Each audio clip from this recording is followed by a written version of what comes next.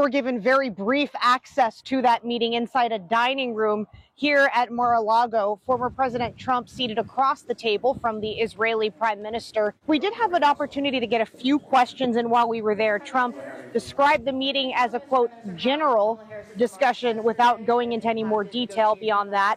Now, this all comes the day after Netanyahu met separately with President Biden and Vice President Kamala Harris, who spoke after that get-together about her desire for a ceasefire deal in Gaza, as well as the release of Israeli hostages. Now, here's what Netanyahu and Trump had to say today about whether this visit to the U.S. brought us any closer to that ceasefire. I hope so, but I think time will tell. We're certainly eager to have one, and we're working on it.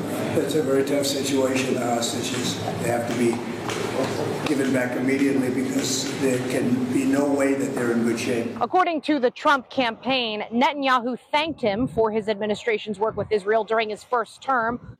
Netanyahu did also thank the Biden administration for its support since October 7th, when he was on Capitol Hill earlier this week. Now, that support, of course, has become the center of controversy amid the humanitarian crisis in Gaza following the October 7th attack in Israel.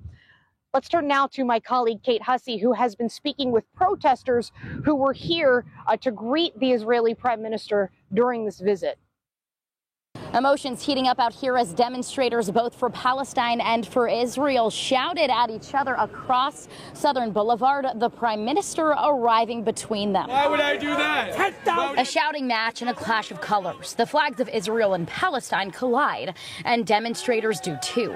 Law enforcement having to pull some apart. If you don't get out of the street, you're going to get arrested. It's an issue that's personal for both sides.